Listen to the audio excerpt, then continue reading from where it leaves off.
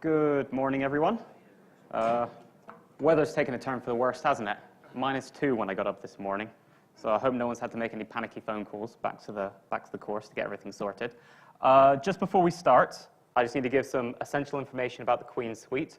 If the fire alarm sounds, which will be a loud siren, we must leave the building by the nearest exit immediately. The exits are through the doors to the auditorium and turn either left or right. Follow the fire escape signs down the staircase to street level. The assembly point is on the green opposite Exhibition Hall Q. You must not re-enter the building until authorized by a member of Harrogate International Centre staff or by a member of the North Yorkshire Fire and Rescue Service. If you discover a fire, you should alert other delegates by shouting fire and operating the nearest alarm. Hopefully we'll all notice if there's a fire suddenly bursting out in this room, but yeah. So, my name's Rowan Rumble. I work as an ecological consultant for STRI. My background is working as an ecological consultant for a company called AECOM. We did lots of large infrastructure programs like HS2 and the Wilford Power Plant, which has just recently been cancelled, but I swear that's not my fault. And then I moved to STRI, where I've been taking all these ecological and environmental principles and applying them to golf courses. And hopefully today we're going to learn a little bit about how we can be environmentally sustainable for future benefit. Just before I get into the full swing of things proper, have we got mainly greenkeepers in the room? Or have we got, yep. So, okay, it just helps a little bit when I'm directing things, that I know like sort of what sort of department and where I should be aiming at. So, moving on.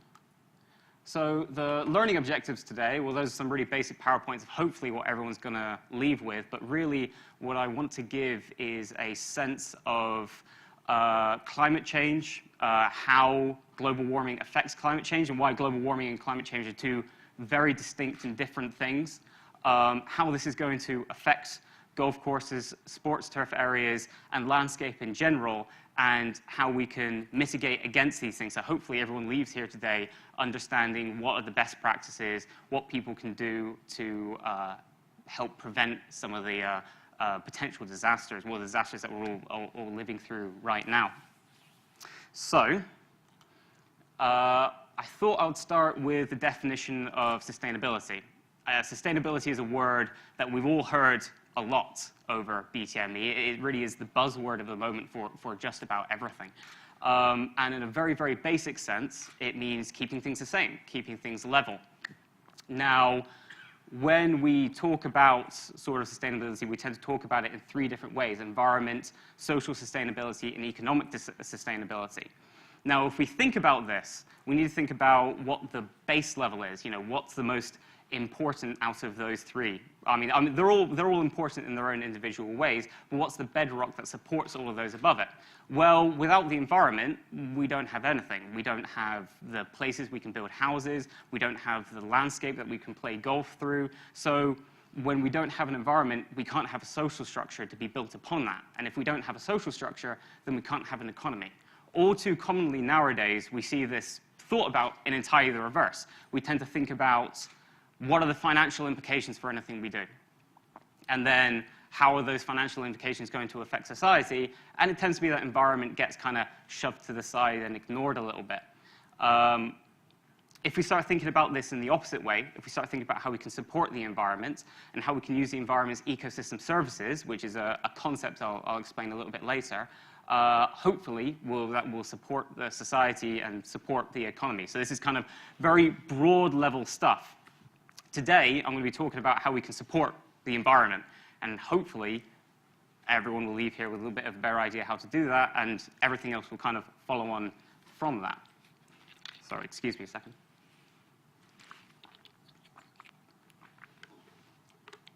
So, let's start with some of the really big things that are affecting the environment. The greenhouse effect. Well, what is the greenhouse effect? I've got this handy-dandy little chart here. That's going to hopefully help explain it a little bit. Basically, the sun emits solar radiation. It's what keeps it's what the majority keeps our planet warm. However, we have a big atmosphere in the way. And the atmosphere can work like a mirror in a lot of respects. A lot of solar radiation will be reflected out back into the sky. Some of it will be absorbed by the atmosphere, some of it absorbed by the Earth's surface, some of it will be reflected. It's essentially like a very, very diffuse mirror almost. But how effective the atmosphere is as a mirror depends on its composition. So we're all familiar with the greenhouse gases, as they're called. They tend to be molecules which have carbon involved in them, so carbon dioxide, methane, other larger carbon molecules. And what these do effectively is that as the solar radiation is going through our atmosphere, they're absorbed, and then they tend to be released as heat in a random direction. So what you tend to find is that solar radiation hits the Earth's surface, gets reflected back again, but the higher proportion of these greenhouse gases we have in the atmosphere, the more of it then gets reflected back again towards the surface. And this is what causes the greenhouse effect. Now, I'm going to make an important distinction here between the greenhouse effects and climate change. So the greenhouse effect, also known as global warming, is a general increase in the thermal energy that's being captured by the planet. Climate change is an effect that happens because of this general overall warming and increase in temperature. Yeah, sorry, I jumped ahead a little bit there. Changes in the composition of the atmosphere have influenced how heat is trapped and stored from the sun. It's worthwhile mentioning that a lot of people get a little bit confused because they hear about, the greenhouse effect is a natural thing. Temperatures rise and fall naturally as time goes on, and that is true. And there are many natural sources of greenhouse gases. I mean, animals are one. We all produce methane, and that is a greenhouse gas at the end of the day. But what humanity is doing is adding on top of that. It's adding on top of that natural level, that natural curve increase in greenhouse gases, to the point where humans can probably be blamed for all temperature rise between, for half of the observed temperature rise between 1951 and 2010. It doesn't sound like too much when you consider the natural temperature rise between those two periods should be something like 0.01 degrees. So, you know, we're increasing the temperature by a very, very small amount. However, that small amount is, it's a curve. So what we're doing is we're shifting ourselves up on the time scale of global warming, of climate change, of how it would proceed naturally, very, very quickly. We're moving the whole timetable of that natural process forwards by thousands, tens of thousands of years. This increase in temperature is likely causing climate change. You'll notice I use the words like likely and probably enough. It's because science is an inexact science. And we can never be quite certain of things. And often a lot of the figures that I give in here are estimates for what's going to happen. And that produces a lot of the unsureness of how we can plan and how we can mitigate for these things going forwards. So another aspect of this is that as we get this warming, we'll notice that it just gets faster and faster and faster. A lot of the ways that these greenhouse gases are captured and stored by the environment tend to be destroyed by climate change, which doesn't really help anything. So forest fires, for example, when it comes to forest fires, the way that increases greenhouse gases and increases the speed of climate change isn't so much because of the fire itself, but rather because forests are really, really good for taking carbon dioxide out of the atmosphere and sequestering it or collecting it in the wood and the bark. So it's the long-term removal of carbon dioxide that we're losing in that case. Melting of Arctic ice. So as temperature increases, we're going to have melting of Arctic ice.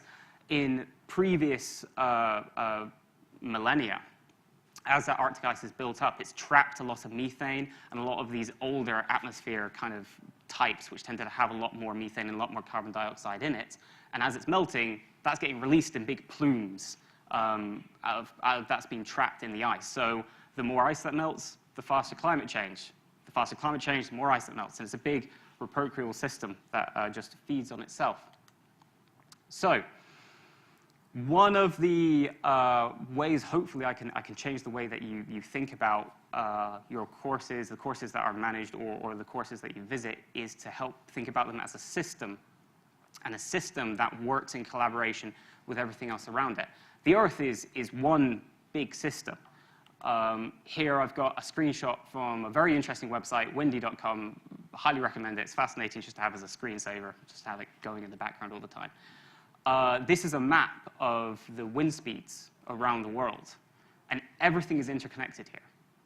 You know, this cyclone system that we have going on in the middle of the Atlantic now is probably why we've got these cold temperatures right now, several weeks in advance. But that will also affect the other wind patterns on the other side of the world, and it's a constant swirling, mixed ball of gases, essentially. But the thing is that we can take that system, take the whole world as a system, and then we can look at courses and our landscape in England as a little enclosed system. And then we can look at, even further detail to that, we can look at counties as enclosed systems, and we can look at courses as enclosed systems. And in fact, a lot of what I'm talking about can kind of be scaled up and down drastically, to the point where we probably have, however many people are in this room, we all have individual systems that would look quite similar to this within our own guts, within the own microbes and everything that live in our guts. Would probably develop a map that looked quite similar to this if you looked at like how they die off and the populations that live around there. So a lot of what I'm talking about can be scaled up and down very, very easily. As that map probably implies, the weather is incredibly hard to predict. And unfortunately, it influences all of us a lot more than a lot of the rest of the country. As we see this overall average temperature increase, this weather is going to become incredibly unpredictable to the point where predictions for how climate change is going to affect the UK suggest that we're actually not going to get desperately warmer in the UK. It's actually going to stay pretty stable. But what we are going to find is a lot more drought periods during summer, a lot heavier rainfalls, a lot more sort of tropical storm-like rainfalls, and wetter winters. So it's kind of like a shifting to the extremes rather than a constant damp, wet weather as we're also used to in the UK. But this climate change is also going to affect the whole world in a whole bunch of ways that are very unpredictable because the whole world is a system. Everything interacts with each other. We just looked at the wind there and how the wind all interacted. Well, the increase in carbon dioxide in the atmosphere is going to cause an increase in carbonic acid being generated in rain clouds. Basically, the carbon dioxide dissolves into the water breaks down the carbon dioxide, which is then reformed into carbonic acid, very basically. That's rained out over the oceans, and we're seeing acidification of the oceans, which is causing habitat change, which is causing wildlife loss. Sea level change is a very, very big one for all the links courses. Loss of land to the point where we're having to build defenses. You know, we're having to artificially manipulate the habitats just so we can maintain stability, just so we can stay sustainable. Soil degradation is one that's perhaps not so immediately obvious, and perhaps doesn't sound so immediately threatening. But you know, we're standing on soil right now. Soil is absolutely everywhere, and is a very fundamental part for what a lot of us do. Coral reef die-off, species loss. Climate change is going to affect us in a lot of different ways, in short. However, because the world is a system, because our mitigations are a system, everything that we do to help prevent this, to keep everything sustainable, is also then going to have follow-on impacts in ways which aren't always predictable. Sea defenses are a really good example of this. We'll build sea defenses. Sure, that will prevent us losing any more land, but it's also going to change how sand is being deposited along the coast. So if we build a line of sea defenses, then sand may get swept away from the front of those sea defenses a lot easier and get deposited somewhere else, perhaps much further away.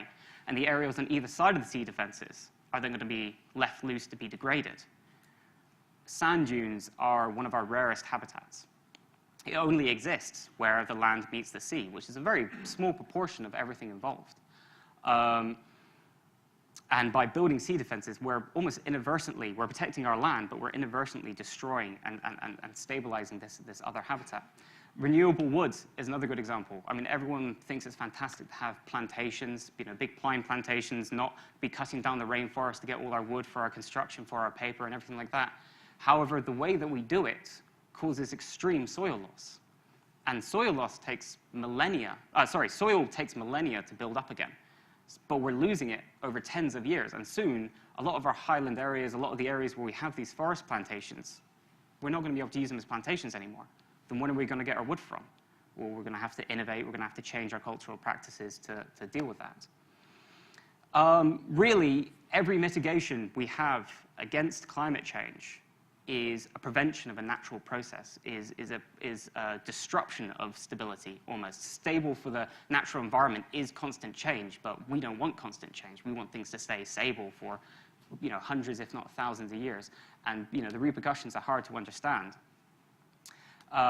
Warming of waters is currently causing trout to grow really, really big. Fantastic.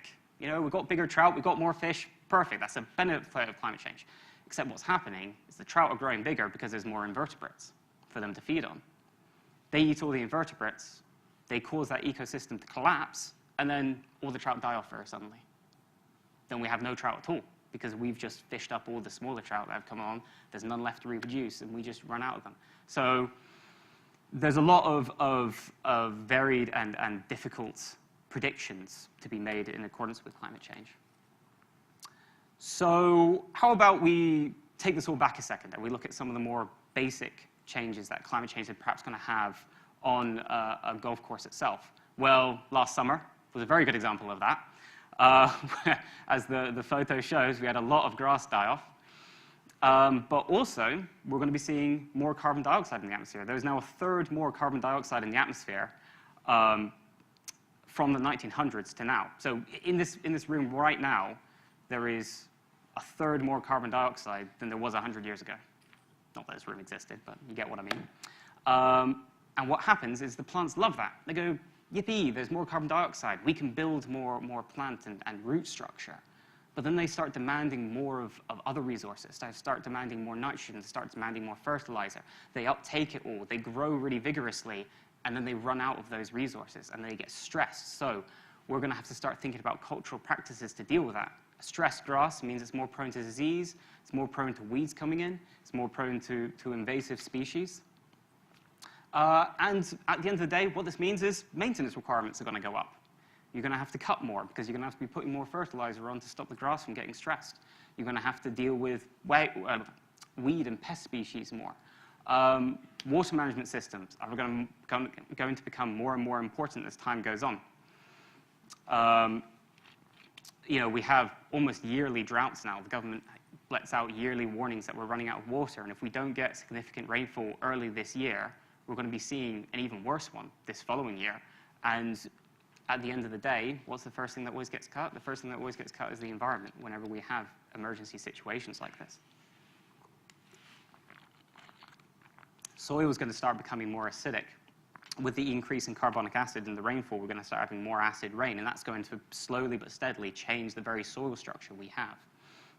And we're starting with milder winters and hot summers. We're starting to see winter diseases become summer diseases, and summer diseases become winter diseases, and diseases all year round, which 50 years ago, we never would have seen.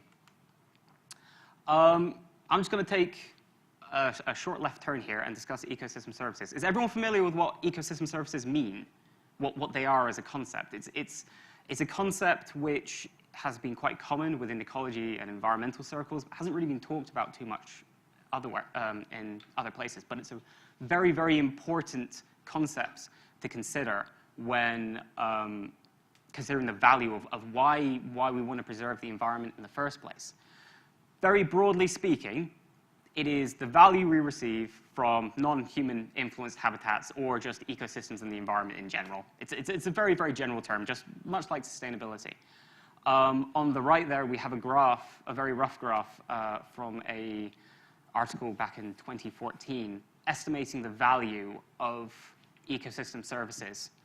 That 51,000, I realized, there you go, yes, it's in dollars per, well, that's in dollars per hectare per year.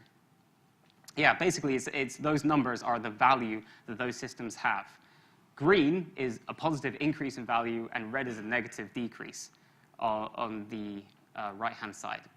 Basically, what I'm trying to say is that we get a lot of money, just straight value from the environments that surround us that is often kept invisible. A bee isn't going to fly up to you and ask you to watch it while it pollinates a flower. It's just going to go ahead and do it. We have to look for these values. The ecosystem's not just going to show itself to us. My favorite example of this is almond groves in America. So in America, they have lots of land, they have a lot of space, and they grow almond groves that are thousands of acres in size. They are truly massive. You can literally spend hours driving through them, and you'll see nothing but almond trees. And what they found was that in the center of these almond groves, because it's all just a monoculture of almond trees, they've killed off all the flying invertebrates. They haven't got that mix of habitats which you need to keep all these flying invertebrates alive. And those trees aren't producing almonds anymore, because there's nothing there to pollinate the almond blossom. So now they're paying beekeepers to take bees into the center of their almond groves just so they can get almonds from their almond tree, which seems baffling that we have to provide that much intervention just to get back what should be provided to us for free. The total number of value that we get from ecosystem services is predicted to be 3 times the global GDP. So 3 times of everything that we produce in money, of all money that changes hands across the world, we get from the environment in tourism, in pollination, in pest control, in wild food, in countries which are slightly less developed than the UK. It's just massive. And we really, really need to preserve that value. Otherwise, we could be seeing complete economic collapse, like at the start of this. We're focusing a lot on the economy, but not so much on the value that we get from the environment. Ecosystems are being impacted in loads of different ways. I can't even close to cover them all. You know, that's a degree-level course. That's 3 years of studies trying to even just think about covering all the different ways that they're impacted. One of the really interesting things about golf in relation to ecosystem services is that they provide a lot of hidden value to the surrounding environment, which is normally just completely hidden away that no one sees. You know, golf courses produce a lot of butterflies, produce a lot of bees, they produce lots of birds, they're very good at pest control. And I feel like we focus on golf courses a lot for the golf, and so quite rightly so, but we shouldn't ignore all the other benefits of this sport. And it's quite unique amongst sports. There aren't many other sports that provide these services to the surrounding areas quite like golf is. In fact, just recently, I think they're now called greater good payments. We're talking about the replacement of farming subsidies that are going to be provided from the EU when Brexit happens. And they're being called greater good payments, or goods for the, I can't remember the exact wording, but the point is that they're being called that because farms are being subsidized because they're providing these services. But we can't go to a farm and say, oh, I'll give you a $5 if a bee comes and pollinates my flower in my garden. It doesn't make any sense. So the government does that for us. And it's a bit of a task of mine is trying to encourage those sorts of payments also to be given to golf courses, because a golf course is providing exactly the same sort of value that farms are in that respect. So I don't understand why we don't have more of that going on within sports areas. Oh, that didn't work. There we go. So, like I was saying earlier on, sports turf is a system as well, just like the planet is. It all interacts in a lot of unique and individual ways. Going at the top, let's run through some of the examples in which climate change is going to affect sports turf. So we're going to see an increase in carbon dioxide. Increase in carbon dioxide leads to stressed turf, which leads to an increase in fertilizer, higher risk of microdochium, increased spending on fungicide treatments, if we have any fungicide treatments left in a few years. Okay, that doesn't seem great. More money being spent. We don't want to do that. More pesticides and everything like that being put into the environment. We don't want to do that. So what about the opposite? Okay, well then there's going to be a decrease in available nitrogen, and that's going to favor weeds that can fix nitrogen. So there's a very specific set of weeds that can take nitrogen in from the atmosphere and fix it and turn it into its own fertilizer. Clover is an example of this. So is gorse. If you're on a links course, gorse can also do this. And what we're finding, and what we'd find, is that all of a sudden now we have to start treating for those weeds. So it's a bit of a damned if you do, damned if you don't kind of situation. And we're going to have to start looking at managing sports turf areas in a very, very different way in order to deal with these upcoming problems. Another example is, as we have drier soils, I mean, everyone knows what wetting agents are for. They're there to get water into drier soils. We're just going to have more and more of a reliance on wetting agents in order to get water in there. And to prevent flooding. So going on to the sort of landscape in general. Sorry, excuse me.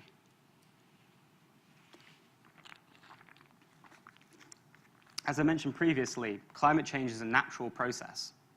And we're fighting against natural processes in order to prevent, in order to mitigate what's going to happen, in order to keep things sustainable, in order to keep things stable.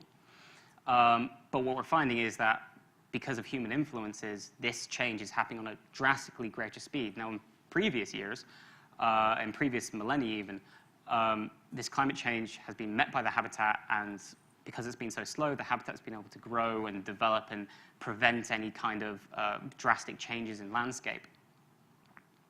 But what we're seeing now is that our ecosystem isn't able to keep up with that. Most extreme example of this is predictions of a 0.6 meter increase in sea levels by 2080 around the UK.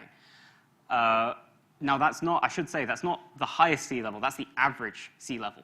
So what we'll find is that as the average sea level goes up, the extremes will also increase and decrease at much greater levels, and we'll see flooding. In fact, there have been some predictions that England could lose 40% of its land mass by 2081 if we don't do anything about sea level rises. I mean, England will become an archipelago of islands. It will just be like hills in amongst the sea. Another example of how climate change is affecting the landscape is, I touched upon it briefly before, is how tree plantations are causing soil degradation. And that's because humans like order. Humans like things to be kept in nice compartments and stable and everything in rows. And we see that in tree plantations. You know, I'm sure many of you will be driving back up to Scotland soon, and you'll be driving past many of these plantations, and you'll see lovely, ordered rows of evergreens. What that basically means is that when we have extreme rainfall events, as are going to become more common in the future, we'll end up with water flow just going in between these trees and just rushing down. And that speed of water flow is going to completely strip the soil from those areas and just make it completely untenable to even grow trees there in the first place. It's just going to be bare rock, essentially, in the future. So a sort of take-home lesson is that when you're developing woodland areas within the courses that you manage, sort of make sure that it's not kept all nice and orderly. Make sure that it is kept with a little bit of a staggered, intermediate affair like this, so that when there is a sudden rainfall event, that forest will capture a lot more of the water. It will sort of force the water to divert about, slow it down, which is going to cause increase in sediment and soil buildup, hopefully. To give some actual numbers to the drier summers and the wetter winters, by 2070, it's predicted to have 41% drier summers and 22% wetter winters. So once again, we're looking at that increase in extremes, that much drier summers, much wetter winters, and we need to prepare for that now rather than in the future. Dry soils leading to downpours and water loss, and that's a good example of how humans are a landscape-affecting organism now. You know, we affect everything. We can't just let nature leave it be. So this is a little GIF I put in here this morning of exactly what a flash flood looks like in an incredibly dry environment. And you know, when we see this as people work within the UK and slightly more, this seems foreign to us. We don't see this in the UK, but this could become the norm by 2080. We could start seeing effects like this. And can you imagine that going down the middle of a fairway? It'd be disaster. You wouldn't be able to play on it for a year. It would take forever to recover. So we discussed a little bit about how the landscape's going to change. We discussed a little bit about how sports turf's going to be affected. But what about the ecosystem? Well, ecosystem services are incredibly valuable to us. So we really want to try and maintain that and keep that as stable as possible. And unfortunately, that means fighting against ecosystems. Ecosystems want to change. That's what happens to them. You know, we have this idea in our heads that if we leave nature alone, it will get on and do its thing, and it will become fantastic trees and just stay stable. Unfortunately, it doesn't really work like that. Before humans were about, everything was changing all the time. Big wildfires wiping out entire countries' worths of forests. All this all the time. Massive amounts of species and extinction events going on. And below, we have a very basic graph of what that looks like. You start off with bare rock. You get lichens coming in. That kind of gives you the little bit of soil that the vegetation can start growing off. And if you just leave it alone for a long period of time, eventually you end up with forest. England used to be nothing but forest. It used to be just birch Yeah, birch oak forest, mostly. And so what we're doing as landscape managers is we're constantly fighting this. Whenever you go and you cut greens, that's essentially what you're doing. You're fighting the succession to keep things sustainable, to keep things stable. What we're finding now with climate change is that this whole process is beginning to reverse. As climate change disrupts ecosystems and landscapes, it can't keep up. Effectively, the climate change is doing your job for you. It's removing vegetation.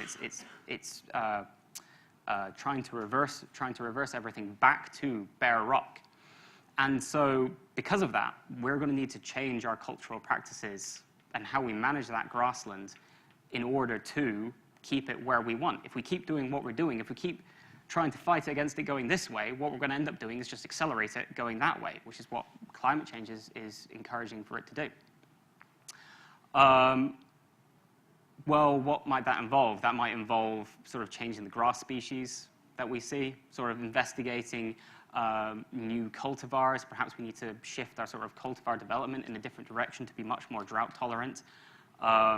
Sort of finer, more coastal grasses might become much more common on parkland courses, maybe. Those are the sort of changes that we might see coming ahead. Yeah, so in order to maintain good quality services, we'll need to revise the established cultural practices so that ecosystems are working towards the habitat we want rather than against it.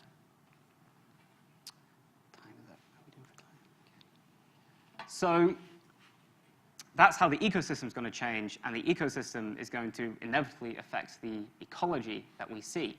So this is a graph of what I was discussing earlier. So we've got millions of years along the bottom. Seems like a very long time, I know. And we have ice ages. But if you look, the average global temperatures, we're talking 30 degrees. It's an American graph, I'm afraid. It's 30 degrees Fahrenheit. But we're talking millions of years along the bottom. So what looks like a very sudden drop in this graph is actually an incredibly slow change. Now, if we go all the way to today, what we'll find is that we'll have almost a vertical line going up, showing the average increase in global temperatures. And our ecosystems just can't adapt fast enough to deal with that change, just can't deal with it fast enough. During all these ice ages, extinctions used to be normal. There didn't used to be humans about the place trying to keep everything stable, trying to keep everything perfect.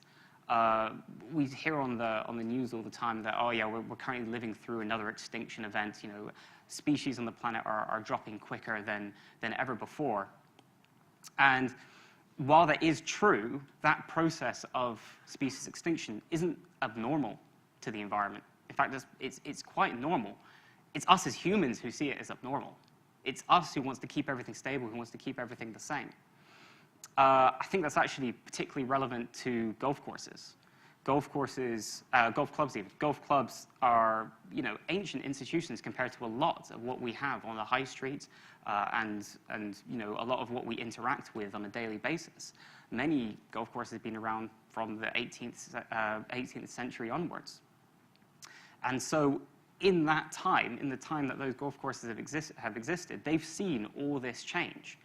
But we want to try and keep them stable. We want to try to keep them golf courses when everything's fighting against that. Everything's trying to prevent it from being golf courses. So the two major differences from what we've seen in the past and now is humans. We're increasing the speed, increasing the rate at which things change, whilst at the same time fighting so hard to prevent that change. It seems very counterintuitive. And at the end of the day, the reason why we want to keep all the animals there, the reason why we like it all is to keep our ecosystem services in place, what I touched upon earlier. If we lose all of those ecosystem services, if the Earth became a blank rock with nothing but humans on it, society would just instantly collapse, essentially. And that's not something that we can have. In fact, back in the 1815, there was a year known as the Year Without Summer. This was probably caused by, we don't actually know, but it was probably caused by a volcanic eruption that caused soot in the atmosphere to essentially block out the sun and cause global temperatures to drop by an average of 2 degrees, which essentially just completely removed summer for that year. And there was massive famine and society completely collapsed. So when you lose the environment, society collapses, and when society collapses, your economy collapses just completely. This is another good example of how the change in temperature is going to affect ecosystems. So what we have here is a graph describing birds' nesting seasons and when they nest and when they try to have fledglings. The thing is that birds' nesting seasons is dependent on day length. They, during the winter time, it's dark most of the time. The birds know that this isn't a good time to have chicks. However, their food source, their main food source, caterpillars and invertebrates in general, don't care about day length. They care about temperature. That's how they decide when they're going to hatch and when they're going to pupate. So with this overall average increase in temperature, what we're seeing is that all the caterpillars are like, fantastic, we get a couple more weeks of breeding season, and all the birds are having a panic because all of a sudden all their food sources just disappeared. In fact, my master's dissertation was actually based on this, except I chose a much more boring subject. I chose midges. Don't ask me why. It was a mistake. And what I found during my study for that was pretty much exactly what this is saying here. If we heat up ponds to a temperature increase that's predicted to happen in 2050, we're going to find a doubling in the number of midges that are born 2 weeks earlier, and they're going to be much smaller. So when you're out having a walk, midges are going to be harder to hit, there's going to be twice as many of them to bite you, and there's going to be none of the birds or anything about to eat the ones that are trying to bite you. Midges are just going to become an absolute nightmare by 2050. So if you're going to invest in any stock, I recommend bug spray stock. I think that would be a good investment for the future. So once again, this is sort of looking at the world as a system, looking at ecosystems as a complete system, as part of the environment, as part of the weather patterns, and everything is just interconnected in ways that are really hard to predict. A lot of these studies, they've only been around for 10 years. You know, we didn't even know about this before 2000. It wasn't even on our radar. So I hope that's impressed upon you how climate change is going to affect essentially everything. But now it's not much of a good talk if I don't let you all go without explaining how potentially we could help mitigate against that. So, sustainable development for the future. What does that look like? What does that involve?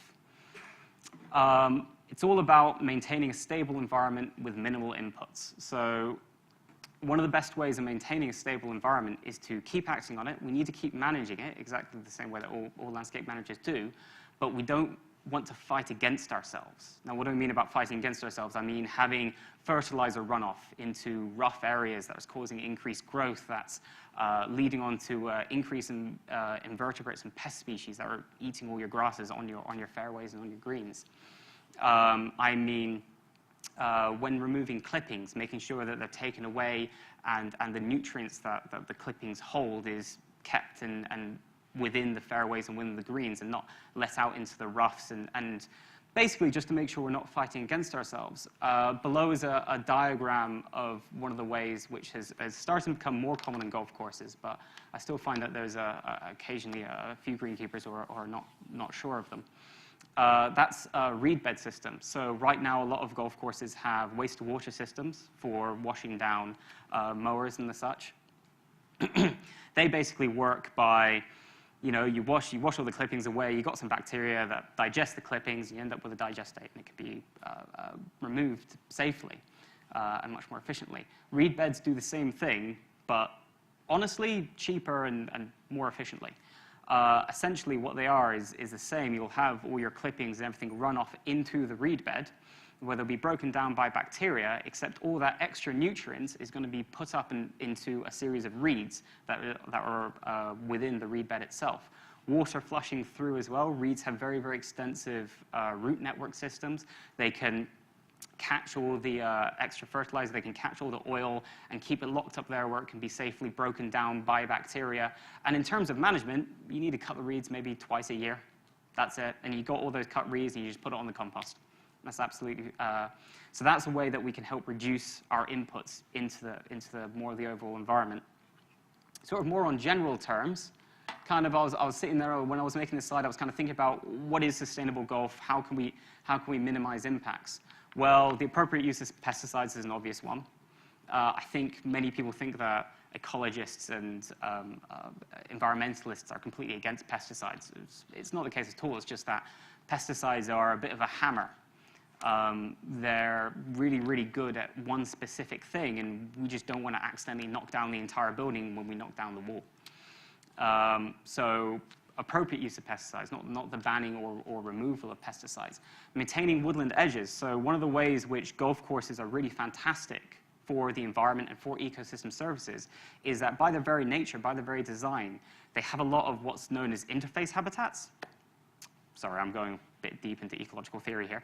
But basically, there's a lot of habitats next to other habitats. It's very, very rare for any one species to be just a woodland bird. It's very rare to have a bird that just stays within the woodlands. It will probably breed in the woodlands and then feed on your fairways or feed somewhere like that, acting as a very valuable pest removal system that you don't have to pay for and looks great while we're at it. Understanding the local environment. So this is something which sort of feeds back into the earth as a system. Your golf course is what you manage. That's great. But there is a habitat outside there, and it does extend beyond. So we need to be looking at a slightly wider perspective and figuring out how we can keep our the golf courses that you manage relatable to the surrounding environment and sympathetic with the surrounding environment. And in return, what that will give you back is greater biodiversity, more birds on site, more of this natural pesticide, you could say, that's going to come on and help reduce your maintenance costs. There's a lot of golf courses that use local interest groups to monitor the site.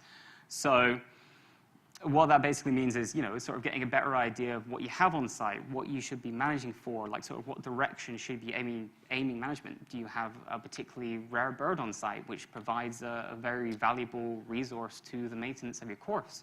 Perhaps a lot of you have that, and you don't even realize. Another one is that a lot of the bad practices that I've been hearing about tend to be spurred on, and perhaps I'm putting words in your mouth here, but tend to be spurred on by a worry that members are going to negatively react to whatever you're doing. So one of the ways around that is to have course walks, is to keep that communication up with members really, really well, to have them understand, to reduce the anxiety essentially in doing many of these processes in the first place, which may not seem immediately obvious why we're changing how we're acting in the first place. Write a 5-year management plan. Well, that's just common sense. That's just, having a good management plan in place is going to make things sustainable. It's going to make things more economically efficient. You're able to think about how you're going to get a digger in, or perhaps when that digger's in, we can do that other bit of work that we were thinking about. Minimizing the length of the supply chain. I mean, a lot of these are quite obvious, but I hope that by reading some of these, it will spark just a little interest in your mind, and you go, oh yeah, that's a good idea. Perhaps we could do that. So there are, however, a lot of ecological and environmental enhancements that we can perform which aren't always immediately obvious. Now, this may seem out of keeping. This particular picture may seem out of keeping for a lot of golf courses, but it is something that perhaps you could roll into greenkeeping facilities or somewhere that's slightly more out of the way. So this is a green roof. Sorry, excuse me. So a lot of the habitat change is caused by disturbance, by people walking over things, by the crushing of flowers and things like that. If you have all those flowers and all that habitat on a roof, no one's going to walk over them. No one's going to disturb them. You aren't going to get any pesticides up there, or at least I hope not. There's not going to be any fertilizer up there. So what you're going to have is a section of habitat that's going to provide a seed for producing butterflies and caterpillars and a lot more of these higher level species that provide a lot of these ecosystem services that we were talking about earlier, that then can spread out to the rest of the site, so that they're all spread out. So whilst it might be a very, very small area, it can provide a large amount of service and generally increase biodiversity as a whole. This one might not be so obvious. They're very common on farms, but they're not so common in golf courses. But this is another one of these examples of something which has become quite common on farms, and I don't understand why it's not more common on golf courses. This is an anaerobic reactor. anaerobic digester. So what this basically is another alternative way of creating mulch and fertilizer on course. The fundamental difference between this and a traditional composting system is that this is done in the absence of oxygen. So what does that mean? That means that we're going to have some microbes living within there, which we don't normally get within a compost system, which produce a lot of methane, which produce a lot of heat. We can then siphon that methane off and use it to run power plants. In fact, STRI did a feasibility scheme on a series of football training grounds, which had a mown area similar to many golf courses. And they found that with a little bit of community engagement, supplying their own biomass, they could actually run their entire training facility off just the electricity gained from their clippings. Seems like a no-brainer. It's good for the environment, very little land use. You can make these. The other interesting thing about these is that they're completely scalable.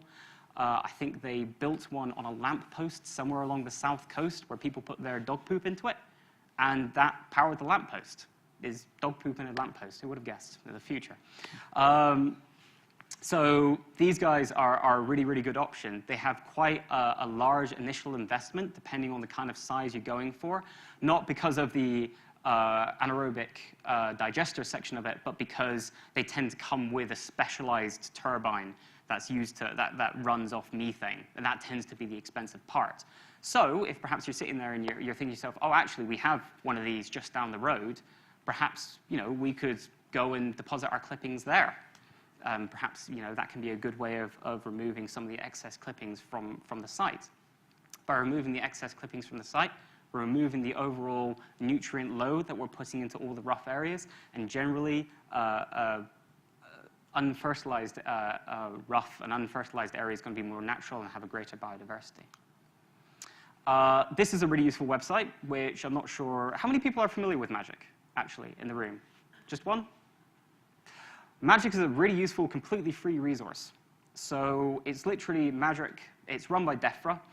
And what it allows you to do is it allows you to search for protected and statutory sites and species designations within your local area. So in this case, I've just chosen a random golf club. And down the left-hand side, you can select Ramsar sites. Actually, that's another question. Are people familiar with what sites of special scientific interest are? So these are areas which are specially designated by the government because they are particularly good for wildlife.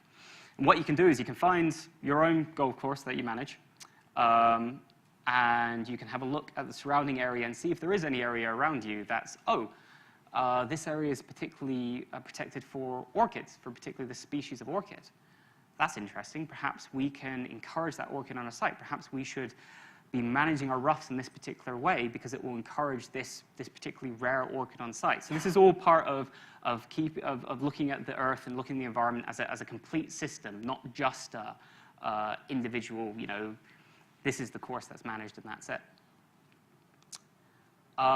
So the last thing I wanted to say was that, sort of staying with the everything is a system theme, a lot of what we do to help prevent climate change isn't actually too great for ecology. And a lot of what we do for ecology isn't actually too great for the environment. And they're very often in conflict to each other. And this is just kind of like adding a layer of complexity on top of everything that we just talked about. So hydroelectric dams, fantastic source of energy, used all around the world, but have been known to completely decimate fish populations. Wind turbines, once again, absolutely fantastic. But I think on average, a wind turbine will take out 2 predatory birds a year and about 10 bats, because bats are a bit silly and they just run straight into them. They're not smart creatures. So when deciding to make any of these changes to your course, when looking at that reactor, that digester and thinking, oh, that's a really good idea, that's a really good source of renewable energy, always just keep in mind that it's going to cause a list of changes, of effects that affects the whole site as a total.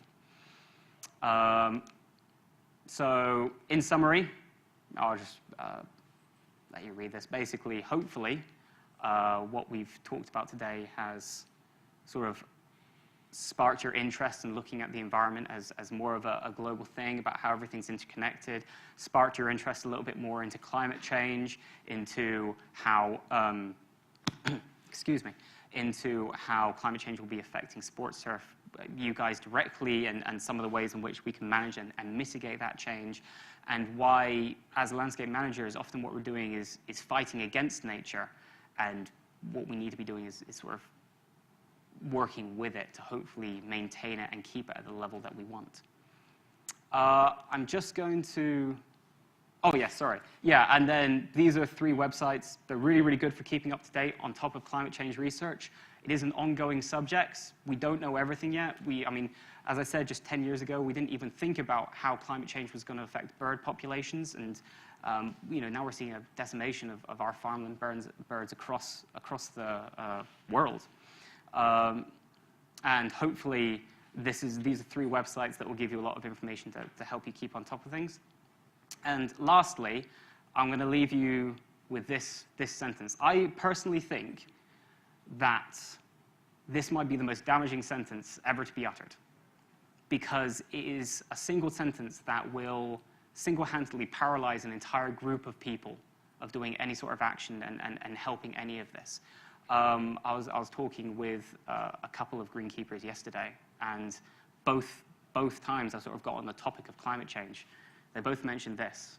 Sure, we could change everything, we could fix everything, we could keep things maintained, we could keep the environment stable and support our society and support our economy, but no one else will, because everyone else is thinking about the money first rather than the environment. So it will never happen. And I think that's an incredibly dangerous way of thinking. And I'm going to end quite a lot of my talks with just thinking about this and thinking about how we could flip this on its head. How, if everyone just thought to themselves, yeah, I will do that little bit, I will just increase the sustainability of my course that little bit, we can all come together and then we can all see a change. And then we can go, oh, that worked. And then we can all carry on and keep it rolling. So thank you very much for listening to me ramble on for 55 minutes. We have 5 minutes of questions. If anyone has any immediate questions, feel free to raise your hand, shout out, do a little dance, whatever. No? OK, well, thank you very much for attending. I hope everyone's found it useful. Yeah, and thank you very much. Please.